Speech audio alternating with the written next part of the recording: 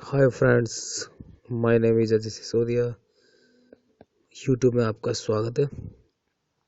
Friends, आज हम पढ़ेंगे टू डायमेंशनल एरे इंटरटाइप।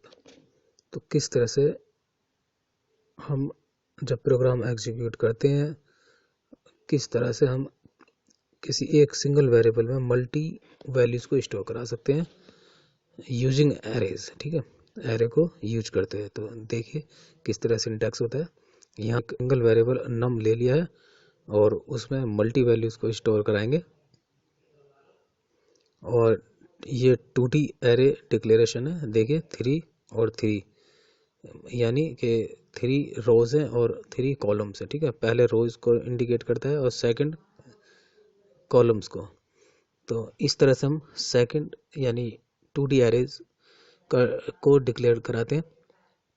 और ये आप देख रहे हैं 3 रोज 0 1 2 ये फर्स्ट रो, 3 4 5 ये सेकंड रो और 6 7 8 ये थर्ड रो। तो इस तरह से हम फर्स्ट में नंबर ऑफ रोज लेते हैं और सेकंड में इसमें नंबर ऑफ कॉलम्स। ये देखिए 0 3 6 फर्स्ट कॉलम और 1 4 7 सेकंड और 2 5 8 थर्ड कॉलम है। तो दोस्तों, जब ये वेरिएबल्स, ये वैल्यूज सॉरी ये एलिमेंट्स या वैल्यूज स्टोर होती हैं तो उन्हें पोजीशन मिल जाती है। किस तरह से? जब ये वैल्यू वहाँ स्टोर होंगी मेमोरी में तो एक स्पेस मिल जाएगा और उस स्पेस का नाम हमने दिया है नम। ठीक है, और इस तरह से वैल्यू जब स्टोर होंगी तो पोजीशन उनको मिल जाएगी। जैसे आप यहाँ देख रहे हैं फर्स्ट रो में 0 0 0 1 0 2 0 सॉरी 1 0 1 1 और 1 2 और 2 0 और 2 1 और 2 2 और ये नम 0 0 मीन्स ये जो पहले रो की जो पहला कॉलम है 0, ये वैल्यू कहाँ स्टोर होगी 0 0 पर, यानी नम 0 0 पर।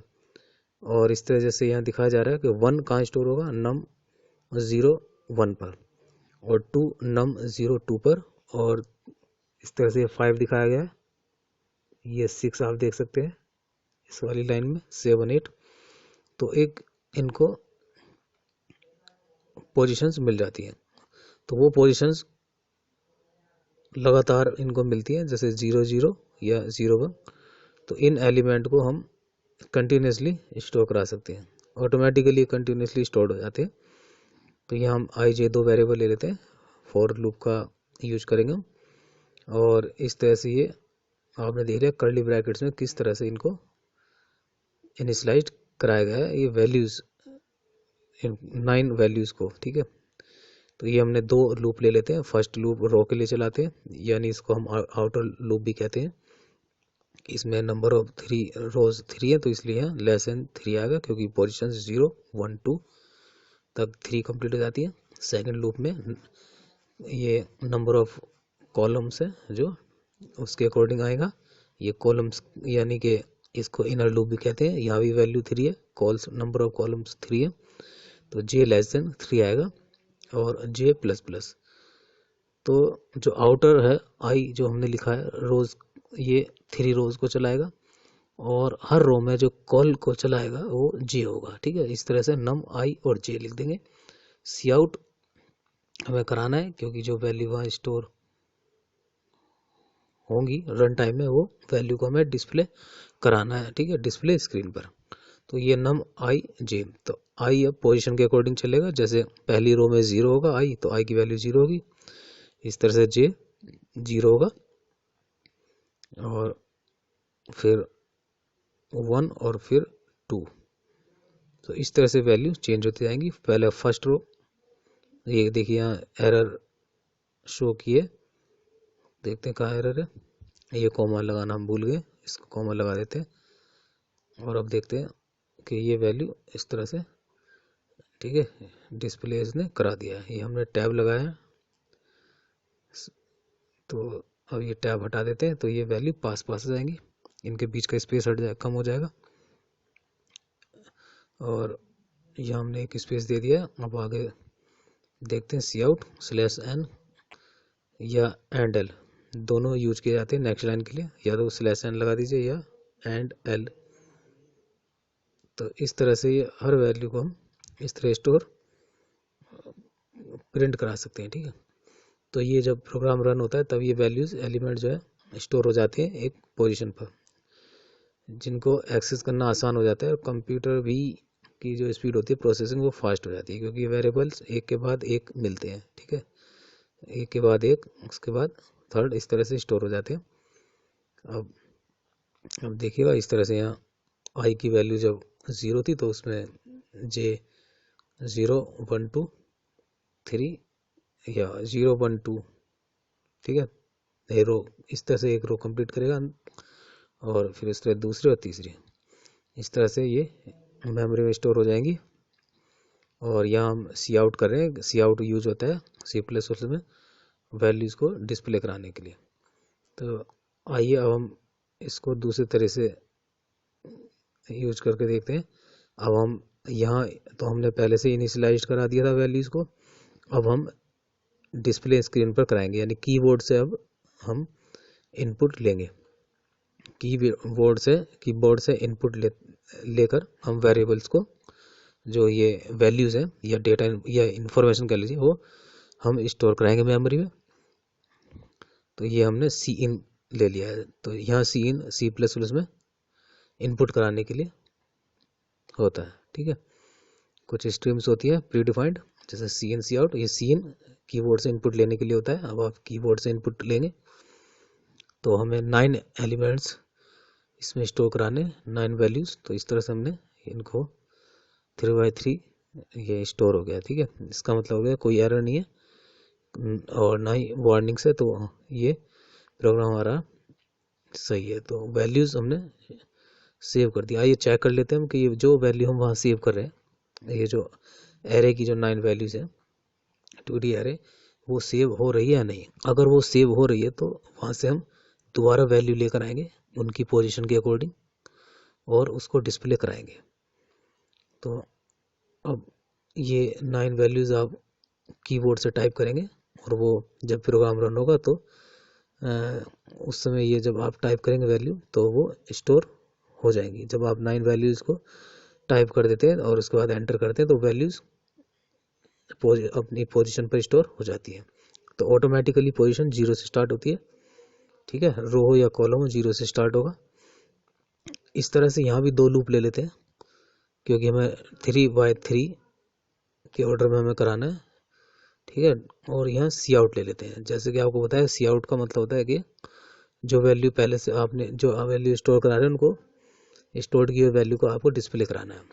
तो जैसी मेमोरी में ये एरे नम नाम की एरे जो 2D एरे वो जब स्टोर हो जाती है तो वहाँ से हम दोबारा उसको लेकर आएंगे पोजीशन के अकॉर्डिंग, उसके सारे एलिमेंट्स को हम डिस्प्ले कराएंगे। तो इस तरह से हम 2D एरे यूज करते हैं। इससे क्या होता है, हमें एक सिंगल वेरिएबल में मल्टी वैल्यूज स्टोर हो जाती है। और 2D डिक्लेरेशन आपने देख लिया है कि इसमें स्क्वायर ब्रैकेट आ रहे हैं, जैसे कि आपने 2 ब्रैकेट लिए हैं उसमें, ये देखिए यहाँ आपने 9 वैल्यूज को यानी 9 वैल्यूज को एंटर कराना है और जैसे ही आप एंटर ये कराया और ये स्टोर्ड वैल्यू यहाँ पर आ गई है, इसका मतलब ये प्रोग्राम ठीक चल रहा है। यानी वैल्यूज 9 वैल्यूज जो थी स्टोर्ड हो गई थी और ये आपने आउटपुट ही इसका दिखा दिया, यानी वहाँ से आउटपुट आ चुका है।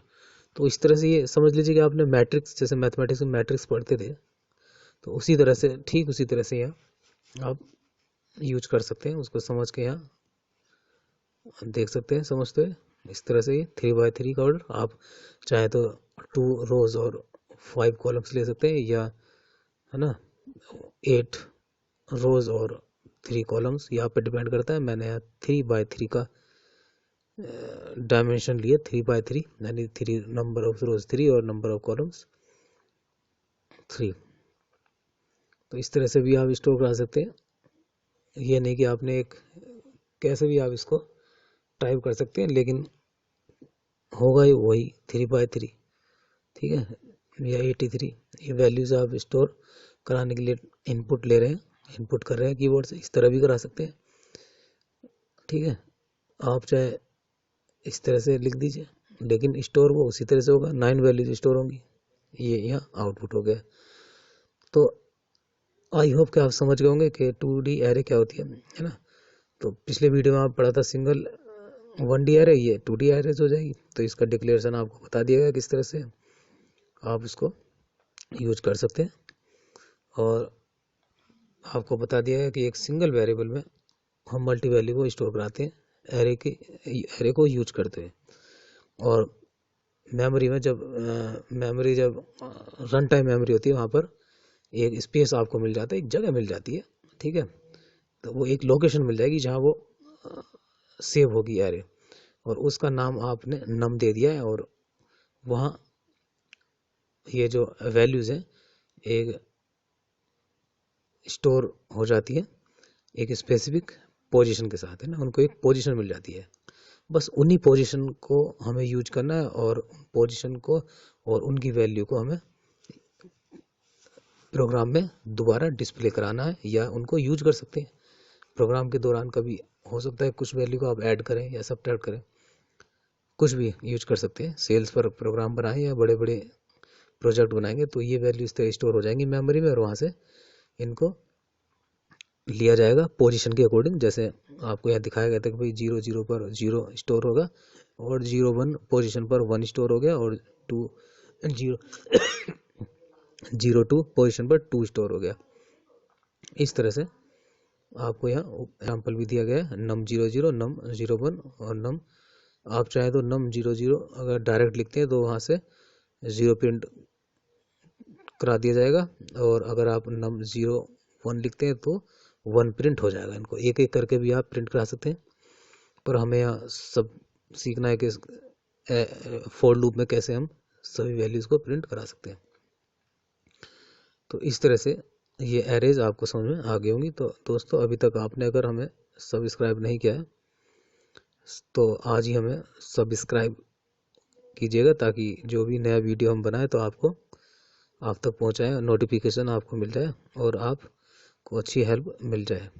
तो इस तरह से दोस्तों ये सिंपल आपने सीखा सी इन और सी आउट कैसे करते हैं, और हम 2D एरे को कैसे स्टोर कराते हैं मेमोरी में, और किस तरह से उसके एलिमेंट्स को पोजीशन की सहायता से पोजीशन को लेते हुए और उनकी जो वैल्यूज होती हैं उनको हम प्रिंट करा सकते हैं, और किस तरह से नंबर आपको डिक्लेयर कराना है कि नंबर ऑफ रोज कितनी आप ले सकते हैं। यहाँ मैंने 3 नंबर ऑफ रोज लिए। फर्स्ट जो स्क्वायर ब्रैकेट देख रहे हैं हम नम के बाद, वो नंबर ऑफ रोज के लिए, सेकंड वाला नंबर ऑफ कॉलम्स के लिए। तो आप पे डिपेंड करता है। मैं यहाँ 3/3 ले लिया, आप 2/4 ले सकते हैं, या 6/8 ले सकते हैं, 3/2 ले सकते हैं। आप पे डिपेंड करता है कि प्रोग्राम किस तरह का बना रहे हैं। तो दोस्तों, आप हमारे वीडियोस यूट्यूब पर भी देख सकते हैं, और हमारा जो फेसबुक पेज है वहाँ भी हमारे वीडियोस देखे जा सकते हैं, और आप काफ़ी हेल्प वहाँ से ले सकते हैं। तो इस तरह से आपने सीखा है कि 2D एरे क्या होती है, और किस तरह डिक्लेयर कराते हैं, और किस तरह उसको इनिशियलाइज करा सकते हैं। आप पहले भी इनिशियलाइज करा सकते हैं उसको, जैसे शुरू में आपने देखा था शुरू में, और आप चाहे तो कीबोर्ड से एंटर जब कराएंगे तो प्रोग्राम रन जब कराते हैं, एग्जीक्यूट कराते हैं, उस समय भी आप कीबोर्ड से इनपुट करा सकते हैं, वैल्यूज़ को रिस्टोर करा सकते हैं एरे में। और उसके बाद जब एक बार एरे स्टोर हो जाएगी तो उसकी जो पोजीशंस होती है ऑटोमेटिकली जो उसके एलिमेंट्स होंगे वो कंटिन्यूसली एक के बाद दूसरे स्टोर हो जाते हैं, और पोजीशंस आप उनको लेते हुए स्टोर कर सकते हैं। ये यहाँ हमारा पेज आप देख रहे हैं, ये चैनल, यहाँ सब्सक्राइब कर सकते हैं आप, और इसके बाद हम और वीडियोज आप देख सकते हैं, और फेसबुक पेज पर भी कर सकते हैं, लाइक कर सकते हैं। दोस्तों, इस तरह से आपने इतना कीमती वक्त हमारा निकाला, उसके लिए बहुत बहुत धन्यवाद। आपका दिन शुभ हो। Have a nice day.